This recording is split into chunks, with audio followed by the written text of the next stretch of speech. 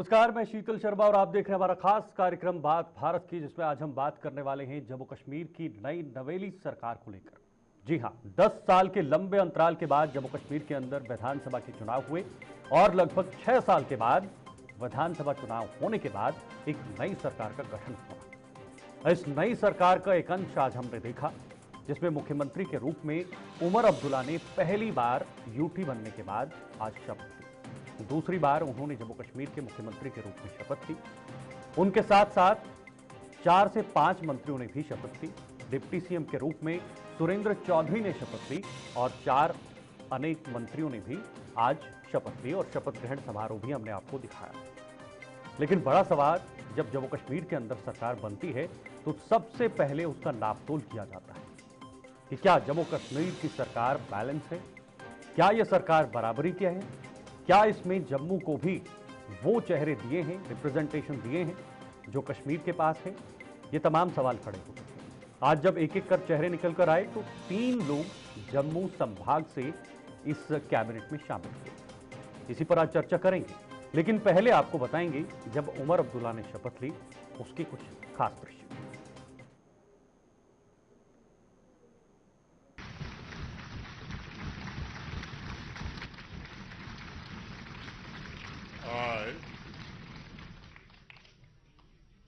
I, Omar Abdullah, do swear in the name of God that I will bear true faith and allegiance to the Constitution of India as by law established, that I will uphold the sovereignty and integrity of India, that I will faithfully and conscientiously discharge my duties as Chief Minister for the Union Territory of Jammu and Kashmir, and that I will do right to all manner of people in accordance to the Constitution and the law, without fear or favor, affection or ill will. तो आपने देखा उमर अब्दुल्ला ने मुख्यमंत्री के पद पर शपथ ली और किस तरह से उन्होंने इस शपथ में हिस्सा लिया। लेकिन इस शपथ के दौरान में कई बड़े नेता भी आपने देखे, चाहे वो अखिलेश यादव हों या फिर बाकी अन्य कांग्रेस के बड़े नेता हों। लेकिन कांग्रेस जरूर इस शपथ ग्रहण समारोह का हिस्सा रही होगी, लेकिन कैबिनेट से किनारा कर दिया, उस पर भी आज चर्चा होगी। लेकिन पहले आप देखिए जो विपक्षी पार्टियां हैं उन्होंने क्या कुछ कहा है। यानी एक तरफ बीजेपी से तरुण चुग और दूसरी तरफ पीडीपी से या पीडीपी चीफ महबूबा मुफ्ती ने शपथ ग्रहण समारोह के बाद क्या कुछ कहा, वो भी सुनिए। अच्छा दिन है, मुबारक दिन है कि जम्मू कश्मीर के लोगों को बहुत सालों के बाद अपनी सरकार मिली है और लोगों ने एक स्टेबल सरकार चुनी है और नीचे रखो खासकर 2019 के बाद जम्मू कश्मीर के लोगों को बड़े जख्म लगे हैं और हम उम्मीद करते हैं जो सरकार बनी है वो सबसे पहले इन जख्मों का मरहम करेगी। जो लोगों की मुश्किलात हैं, जो लोगों को तकलीफ हुई है 2019 5 अगस्त के फैसले से, उसके बारे में सबसे पहला रेजोल्यूशन पास करेगी कि हम उस फैसले को कंडेम करते हैं। जम्मू कश्मीर के अंदर प्रधानमंत्री नरेंद्र मोदी जी के विकास व विश्वास की विजय हुई है।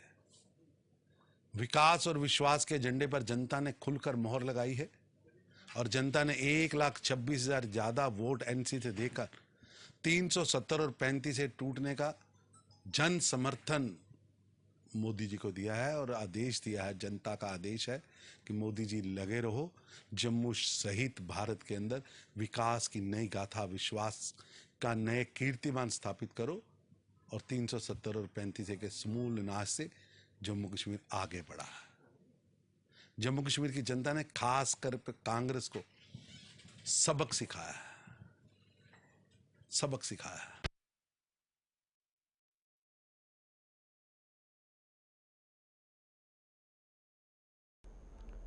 तो आपने सुना 2 बड़े नेताओं की प्रतिक्रियाएं जो विपक्ष में हैं और तरुण चुग ने साफ तौर पर कहा है कि ये प्रधानमंत्री मोदी की नीतियों का ही आज हम उसका रिजल्ट देख रहे हैं कि जम्मू कश्मीर में बीजेपी सबसे बड़ी पार्टी वोट शेयर में देखने को मिली है। हालांकि बीजेपी 29 सीटों पर ही सिमट गई जम्मू के अंदर, लेकिन वोट शेयर के मामले में बीजेपी सबसे बड़ी पार्टी बनकर उभर आई है। तो चलिए आज की चर्चा भी शुरू करेंगे, क्योंकि आज नई सरकार जम्मू कश्मीर के लोगों को मिली है, एक लोकतांत्रिक और चुनी हुई सरकार मिली है। लेकिन इस सरकार के रास्ते में किस तरह के आड़े आ सकते हैं रास्ते में क्या कांटे हो सकते हैं, कैसे इस रास्ते का इस सरकार की आगे दिशा और दशा होगी, विजन क्या होगा और किस तरह से ये सरकार आगे चलेगी, क्योंकि चुनौतियां बहुत ज्यादा हैं। इस वक्त स्टूडियो में हमारे साथ विनोद कुमार जी वरिष्ठ पत्रकार ज्वाइन हो चुके हैं और साथ ही साथ एस तारिक जी राजनीतिक विश्लेषक हैं, वो भी इस वक्त हमारे साथ ज्वाइन हो चुके हैं आपकी टीवी स्क्रीन पर। और आज की चर्चा भी शुरू करते हैं। बहुत बहुत शुक्रिया, बहुत बहुत स्वागत आपका। एस तारिक जी, आपका भी बहुत बहुत स्वागत है हमारे साथ जुड़ने के लिए और समय देने के लिए। तारिक साहब, आप ही से शुरुआत करना चाहूंगा। और आज आप कश्मीर में भी हैं और वहां का माहौल भी आपने आज देखा होगा, बखूबी नजदीकी से देखा होगा, किस तरह का माहौल देखा गया। और सबसे पहला मेरा यही सवाल रहेगा कि धारा 370 और जब यहां पर राज्य का दर्जा था, उस समय की सरकार और इस समय की सरकार में कितना बड़ा अंतर है, बॉडी लैंग्वेज में कितना बड़ा अंतर है? नमस्कार सभी दोस्तों को, शीतल जी और विनोद जी को मेरा नमस्कार जी। दर्शकों को भी मेरा नमस्कार। तो शुक्र है कि आज वो जो सर्द यक था वो खत्म हो गया, वो आइस ब्रेक हो गया कि आज 10 साल के बाद दोबारा कश्मीर में हुकूमत शुरू हो गई है, पॉपुलर गवर्नमेंट शुरू हो गई। लोगों की जो मतदान पे जो फैसला हुआ था उस पे नेशनल कॉन्फ्रेंस और कांग्रेस और दीगर जमातों के मुश्तरका अलायंस पे एक हुकूमत बन गई है। बहुत गहमा गहमी रही कश्मीर में, बहुत लोग इज़्तिराब में थे, टीवियों पे, मोबाइलों पे, सोशल मीडिया पे लोग लगे हुए थे कि किस तरीके से ये आज 10 साल बाद ऐसा कि जैसे ये पहली बार हुकूमत बनने जा रही है, ये एक माहौल जैसा था यहाँ। और जो इसके हिस्सेदार थे, जितने भी एमएलएज हुए, तो वो भी बड़े खुश थे, जिनको पद मिला है वो भी बड़े खुश थे। तो यहाँ तक कि जो उनकी अपोजिशन में खासकर पीडीपी, उनकी बयानात से भी ऐसा लगा कि वो भी हुकूमत बनने से खुश है। तो इस तरीके से ये एक नया तजुर्बा है और नई एक तर्ज की हुकूमत रही है और नए तर्ज और नए वक्त के साथ आज शुरू हो गई है। जो 2019 से पहले और 2019 के बाद का जो बीच में जो फैसला था वो बड़ा अजीब सा फैसला था, बड़ा करीब सा फैसला था। इसमें डिफरेंस बहुत ज्यादा है, बहुत ज्यादा डिफरेंस है। अगर आज पहली बार हम यूटी की हुकूमत संभाल रहे हैं, इसमें जब हम उनकी बॉडी लैंग्वेज देखते हैं, जो उमर अब्दुल्ला साहब थे, अगरचे वो अंदर से ज्यादा खुश भी नजर नहीं आ रहे थे लेकिन मुतमईन थे और एक ऐसे डगर पे आप पहुंचे थे जहां ये इनकार भी नहीं कर सकते थे। तो उनका फैसला, आज का फैसला सही माना गया है। जो सियासी मुबसरीन या सियासी पंडित लोग के साथ जो हमने बातें की है, तो उनके मुताबिक ये फैसला दुरुस्त है और उस पे सोने पे सुहागा ये हुआ कि उन्होंने जम्मू के साथ जो वादा किया था वो आज पूरा होता हुआ देख रहे हैं। और इसके साथ ही जो कांग्रेस ने काबीना में शामिल होने से इनकार किया है, इसकी एक अंडरस्टैंडिंग है, बिल्कुल नेशनल कॉन्फ्रेंस के साथ एक अंडरस्टैंडिंग है, क्योंकि पद भी ज्यादा नहीं है। ठीक है, बिल्कुल मुख्तसर है। मैं इस पर भी बातचीत करूंगा, पहले विनोद जी से एक प्रतिक्रिया लेता हूं। कांग्रेस पर भी बातचीत करेंगे कि आखिर कांग्रेस उस समय इस कैबिनेट का हिस्सा क्यों नहीं रही, शपथ ग्रहण समारोह में क्यों उनके विधायकों ने कोई भी जो वहां पर पद था उसको शपथ ग्रहण नहीं किया। विनोद जी, आज शपथ ग्रहण समारोह हुआ, एक लंबे समय के बाद एक नई सरकार बनी जम्मू कश्मीर के अंदर, लेकिन चैलेंजेस कुछ अलग हैं, परिस्थितियां कुछ अलग हैं। जो 2014 में सरकार बनी थी उस वक्त यहाँ पर कुछ अलग तरीके की स्थिति थी, लेकिन आज बहुत चीज़ें बदली हैं, चाहे वो धारा 370 का हटना हो या फिर स्टेट से यूटी बनना हो। कैसे इस सरकार को देख रहे हैं? पहले आपने शायद जिक्र किया कि कांग्रेस शामिल क्यों नहीं हुई, उसकी वजह मैं आपको बताता हूँ कि कांग्रेस बार्गेनिंग करना चाहती है। हालांकि कांग्रेस के नेताओं से जब हमारी बातचीत हुई तो उन्होंने कहा कि सत्ता हमारे लिए कोई मायने नहीं रखती है, लेकिन सच्चाई ये है, सदाकत ये है कि जब दोनों के बीच में बातचीत हुई थी, अलायंस हुआ था, काफ़ी सारी सीटों को भारतीय कांग्रेस ने सरेंडर किया था, जिनमें कहीं ना कहीं उनका स्टेक भी था। अगर हम नॉर्थ की बात करें या फिर विजयपुर की बात करें या कठुआ की बात करें, ये हिंदू बेल्ट एरियाज हैं और जिसमें कांग्रेस की पकड़ गई थी, वो नेशनल कॉन्फ्रेंस के लिए छोड़ी। अब कांग्रेस को लगता है कि किसी ना किसी तरीके से जो जीत जो प्रचंड बहुमत 42 सीटें मिली हैं उसके लिए कांग्रेस का भी कुछ रोल है। नेशनल कॉन्फ्रेंस को 42 सीटें मिली है, उनमें कांग्रेस का भी कुछ रोल है। और जब आप उस वक्त जब ओथ सेरेमनी होती है और कहते हैं कि हमने ओथ नहीं लेनी है, तो आप एक बार्गेनिंग की पोजीशन में पहुंच जाते हैं, या यूँ कहिए कि कहीं ना कहीं आप सरकार को एक या नेशनल कॉन्फ्रेंस को एक धमकाने वाली पोजीशन में पहुंच जाते हैं कि देखिए हमारे 2 कैबिनेट मिनिस्टर होने चाहिए, वो तो डिमांड कर रहे हैं। लेकिन अगर हम बात की जाए तो कांग्रेस का सिर्फ एक ही नुमाइंदा जम्मू प्रोविंस के जीत के आया, वो भी राजौरी से, वो भी मुस्लिम फेस है। तो ऐसे कैसे एडजस्ट होगा? ये दिक्कत नेशनल कॉन्फ्रेंस के समक्ष भी आ रही है और कांग्रेस अपने आप को इस पोजीशन में लाने का प्रयत्न कर रही है कि थोड़ी सी नाराजगी व्यक्त करके हमें कुछ और बार्गेनिंग में हिस्सेदारी मिल सके। ठीक है, ये एक मुख्य कारण है। फिलहाल तारिक जी आपके पास वापस लौटता हूँ। तारिक जी, क्या आप सहमत हैं विनोद जी से? क्या वाकई में बार्गेनिंग हो रही है कांग्रेस की तरफ से कि नहीं, हमें 2 जो मंत्री हैं उनका यहाँ पर जगह चाहिए, लेकिन नेशनल कॉन्फ्रेंस नहीं मान रही है? यही वजह है कि कांग्रेस आज दिखी नहीं कहीं। बिल्कुल, विनोद जी का तो मैं इनकार नहीं कर सकता हूँ, क्योंकि काफी नजर रखते हैं, वो दिल्ली पे भी नजर रखते हैं, यहाँ तक भी नजर रखते हैं। लेकिन जहां तक मेरी इत्तला है, मुझे ऐसी इत्तला नहीं है, लेकिन इतना जरूर है कि जितने मंत्रिमंडल बहुत कम है, कम में अगर कांग्रेस को हिस्सा मिलता भी है तो एक मिलता, क्योंकि इसमें सबसे बड़ा चैलेंज था जम्मू का, कि जम्मू की रिप्रेजेंटेशन निहायत अहम थी नेशनल कॉन्फ्रेंस के सामने, खासकर उमर अब्दुल्ला के सामने, कि वह किस तरीके से उनको गुडविल में लाऊं, या उनके जो पुरानी डिमांड है, जो हमारी हमेशा की डिमांड है कि हमारे रिप्रेजेंटेशन पूरी नहीं मिलती है, तो ये इनके लिए चैलेंज था। तो मुमकिन है ये चीज हो जो विनोद साहब बता रहे हैं, लेकिन ये भी है कि उन्होंने पहले भी राइट फ्रॉम वेरी बिगनिंग उन्होंने ये चीज कही थी कि हमारे लिए मंत्रिमंडल या काबीना का हिस्सा बनना कोई अहम नहीं है, हमारे लिए अहम है कि यहाँ हुकूमत बनाना और बीजेपी के खिलाफ जो मामला है वो पूरा करना है। यानी 370 या 370 को नहीं, लेकिन स्टेटहुड के हवाले से उन्होंने जो बात की थी, तो आम लोग यही समझते हैं। लेकिन एक चीज है, अगर इनमें कोई नाराजगियां हो भी, लेकिन इंडिया अलायंस जो ग्रुप है, तो उसमें ये सबके सब शरीकदार है, तो वहां उसका असर बहुत ज्यादा होगा।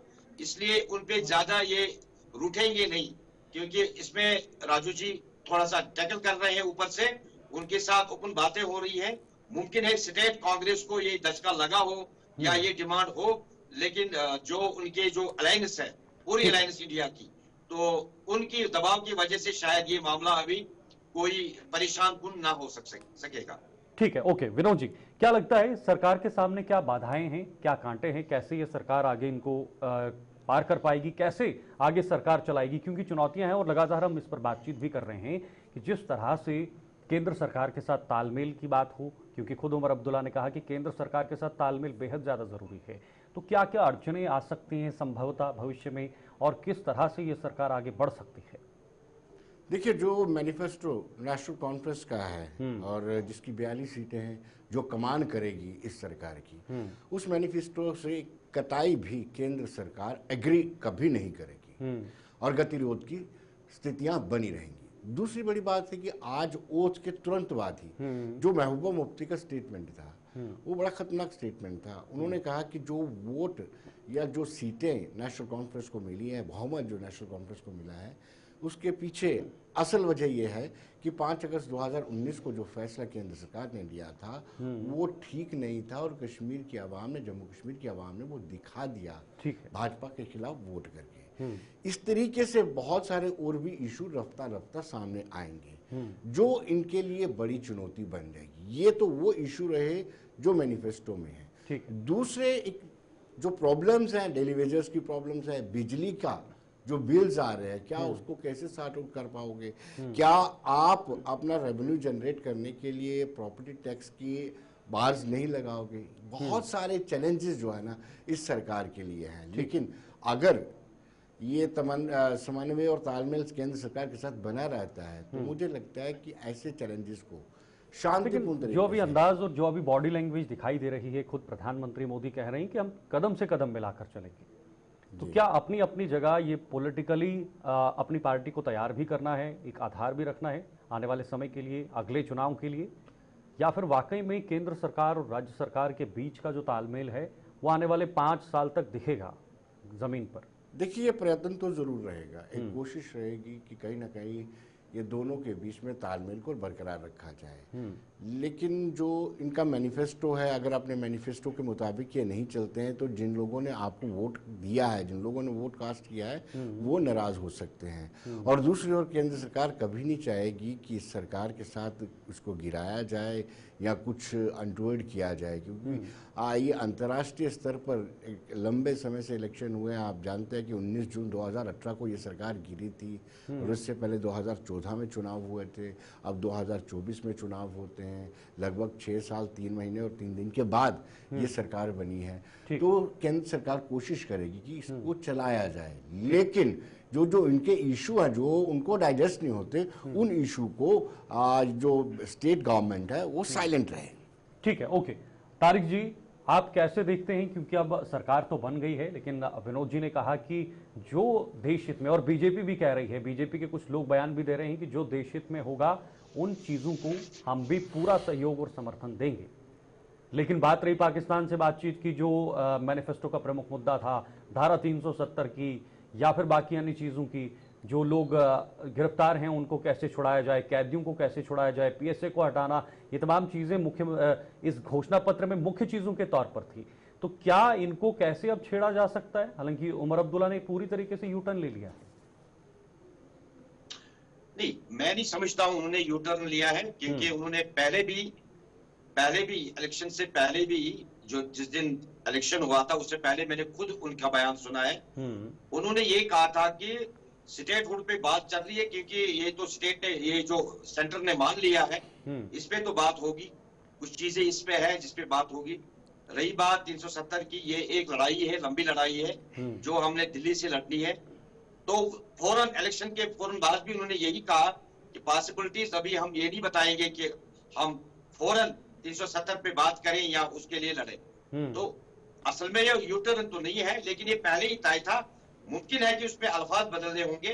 और साथ ही मैं आपको ये बताऊं, इस हुकूमत का चलना जो है काबिले मुश्किल है, काफी चैलेंजेस है, ये सच है, विनोद जी सही कह रहे हैं, चैलेंजेस बहुत सारे हैं। लेकिन यहाँ मैं एक बात बताऊंगा, हुकूमत का ना चलना दिल्ली के लिए भी एक बड़ा चैलेंज है, क्योंकि वो चाहेंगे कि ये हुकूमत अब चले, क्योंकि 10 साल का वक्फा बहुत ज्यादा होता है। ठीक है, जो भी बीजेपी ने कहना था उन्होंने कह दिया कि हमने 10 साल क्यों लगा दिए, हमने पीस रेस्टोरेशन के लिए ये काम किया, हमने ये किया वो किया, वो सब अब अगर ठीक हो गया है, अब हुकूमत पब्लिक जो पॉपुलर गवर्नमेंट बनती है, तो अब हुकूमत का चलाना इतना ही अहम है जितना श्रीनगर को चलाना है, इतना दिल्ली को भी अहम है। ठीक है, लेकिन जहां तक उमर अब्दुल्ला के साहब बयानात, आज के बयानात, आज का ट्वीट या आज की दानाई जो उसने दिखाई है, भले ही कांग्रेस अगर दो मिनट के लिए नाराज भी हो, तो इस चीज से लगता है कि उनका दिल्ली के साथ जो राबता है बहुत मजबूत रहेगा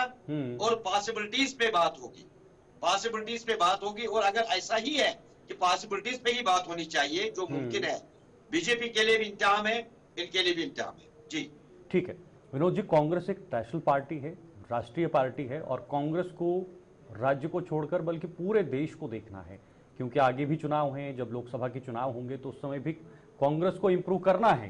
क्या वो भी एक वजह हो सकती है कि नेशनल कॉन्फ्रेंस से थोड़ी सी दूरी बनाए रखे, ताकि जो लोकसभा के आने वाले चुनाव, जब अगले टेन्योर के चुनाव होंगे, तो तब कम से कम कांग्रेस का एक गलत संदेश ना जाए पूरे देश के अंदर?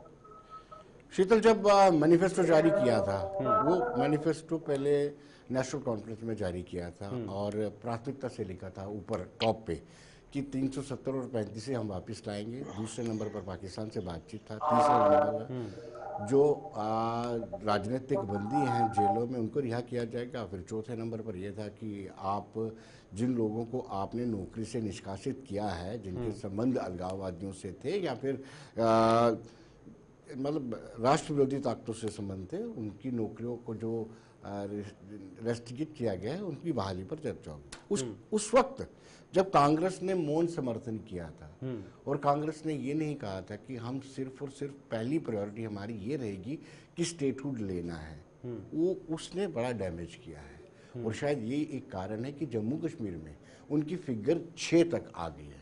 जिसमें 5 कश्मीर से हैं और 1 जम्मू प्रोविंस है। तो इसी तरीके से राष्ट्रीय स्तर पर भी उनको इसका नुकसान उठाना पड़ सकता है। जैसे समर्थन जिन मुद्दों पर जो मैनिफेस्टो नेशनल कॉन्फ्रेंस का है वो राष्ट्रीय स्तर पर इनको नुकसान पहुंचा सकता है, और शायद यही कारण नुकसान पहुंचा भी है। जम्मू कश्मीर में जो हिंदू बहुल एरियाज में बहुत ज्यादा नुकसान पहुंचा है। जी बिल्कुल, एक बहुत बड़ा कारण है और इस पे कांग्रेस अभी से सोच विचार कर रही है। तारिक जी, एक बहुत बड़ी बात जिस पर हम अक्सर चर्चा करते आ रहे हैं, हम ही नहीं बल्कि चौक चौराहों पे, दुकानों पे, गलियों में ये चर्चाएं होती हैं कि अब कश्मीर में सरकार बनेगी तो जम्मू को कौन देखेगा, जम्मू को कौन रिप्रेजेंट करेगा, क्योंकि जम्मू की अधिकतर सीटें बीजेपी के पक्ष में गई हैं और ऐसे में अब ये देखना ज़्यादा ज़रूरी था कि आखिर जम्मू को कौन संभालेगा। इस कैबिनेट में अब जम्मू से जो सुरेंद्र चौधरी हैं उन्हें डिप्टी सीएम का पद दिया है, क्या ये सेटिस्फैक्ट्री है जम्मू के लिए? ज्यादा बेहतर जानते हैं कि जम्मू के लिए ये सेटिस्फैक्टरी है या नहीं है, लेकिन जहां तक हम इसका एनालिसिस करते हैं, मैं कभी खुद से जम्मू को अलग नहीं समझता हूं। मैं बात करते हुए जम्मू की बात खुद कहता हूं कि ये मैं करता हूं, जम्मू बात मुझे करनी चाहिए। तो इसी तरह से जो आज डिप्टी सीएम बनना कोई बड़ी डील नहीं है, कोई बड़ा मामला नहीं है, लेकिन रिप्रेजेंटेशन मिली है। ये एक खैर सगाली का पैगाम था जो किसी जमाने में शायद जम्मू को इग्नोर किया जा रहा था, तो उससे बेहतर है आज कि उन्हें मिल रहा है। लेकिन जहां तक विपक्ष है, जहां तक अपोजिशन पार्टी है, वो असेंबली में जम्मू के जितने भी मसाइल है उनको उजागर कर सकते हैं और उस वक्त हुकूमत के पास कोई इनकार नहीं हो सकता है कि हम जम्मू को डेवलप नहीं करेंगे, जम्मू को हम अपना हिस्सा नहीं देंगे। जाहिर बात है कि जम्मू अपोजिशन अहम होती है आवाम के लिए, सबसे ज्यादा होती है अहम अपोजिशन, और वो जम्मू के पास बहुत बड़ी है। अगर जम्मू ने इंतखाब किया है, बीजेपी के इतने सारे मेंबर्स उन्होंने कामयाब किए हैं, माना कि उनके लोग वहां बैठे, तकरीबन आधा ना सही आधे से कम लोग असेंबली में बैठे जो उनकी बात कर सकते हैं, इसलिए जम्मू के लिए कोई परेशानी नहीं होनी है। क्या वाकई में ऐसा है विनोद जी? जम्मू में बीजेपी बड़ी बात यह है कि अगर देखा जाए, बड़े ध्यान से अगर देखा जाए तो 29 सीटें हैं, जो 5 आएंगी और वो भी ऑलमोस्ट जम्मू से ही होंगी, क्योंकि 2 सीटें कश्मीरी विस्थापित पंडितों के नहीं, 2 कश्मीरी विस्थापितों के लिए, एक पीओजे के हैं और 2 फीमेल्स हैं जो भाजपा के कोटे से जाएंगे। मजबूत विपक्ष, मजबूत विपक्ष होगा। और एस तारिक जी ने बिल्कुल ठीक कहा कि जम्मू अब इग्नोर नहीं होगा। उसकी वजह ये है, एक तो मजबूत आपके पास विपक्ष है, ठीक है। सेकेंड थिंग, नेशनल कॉन्फ्रेंस को अब लगता है कि थोड़ा सा जम्मू में जो हिंदू बाहुल एरिया है उनमें अपने को मजबूत बनाना है, और उसको करने के लिए आपने जम्मू की आवाज को इग्नोर नहीं करना है।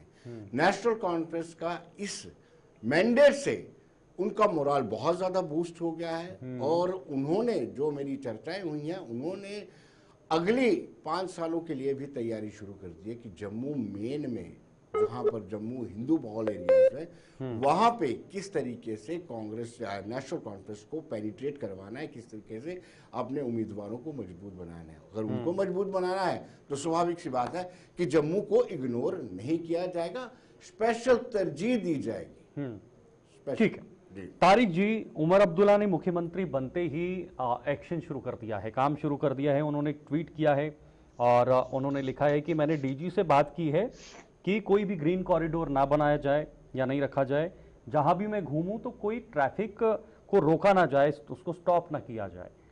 अब क्या एक क्लीन एक मैसेज देने की कोशिश है कि हम इतने सालों के बाद सत्ता में आए हैं, सरकार में आए हैं, तो अब सीधे सीधे लोगों के हित में काम करना है, साधारण तरीके से काम करना है? देखिए स्टेज जी, ये असल में जो ग्रीन कॉरिडोर है ये पहले भी अच्छा नहीं था जी, क्योंकि वाहिद जम्मू कश्मीर में ये प्रोटोकॉल मिलता था हद से ज्यादा। दिल्ली में है, बाकी मुल्क के इतने स्टेटों में नहीं था, लेकिन कश्मीर में होना किसी वक्त तक ये जरूरी था क्योंकि अनरेस्ट था यहाँ, जो यहाँ कन्फ्लिक्ट था, जो यहाँ बंदूक का चलन था, उसमें तो जाहिर बात है कि उसमें था। लेकिन तो मतलब सब मानते तारिक हैं जी, इस बात का दूसरा पहलू ये भी है कि उमर अब्दुल्ला मान रहे हैं कि अब हालात सुधरे हैं पहले के मुकाबले। सीधी सी बात है, इसका तो यही मतलब निकाला जा सकता है जब इलेक्शन हो रहे हैं, जब पार्लियामेंट इलेक्शन हो रहा है, जब असेंबली इलेक्शन हो रहा है, ठीक है। जब पंचेस के इलेक्शन हो रहे हैं, जब सब कुछ ठीक है, तो अब ग्रीन कॉरिडोर की जरूरत ज्यादा नहीं है, क्योंकि लोग बहुत ज्यादा सफर कर रहे हैं। ये सच है, मैं रास्तों पे चलता हूं, इस वजह से पहले भी बहुत हम तकलीफ में थे, आज भी तकलीफ में है। अगर ये तकलीफ कम किया जा रहा है, चलो माना यही कि आज हालात ठीक है या नहीं है, लेकिन उमर साहब ने जो पहल की है कि ये पब्लिक फ्रेंडली है, तो बहुत बड़ी उसका वेलकम किया जाना चाहिए।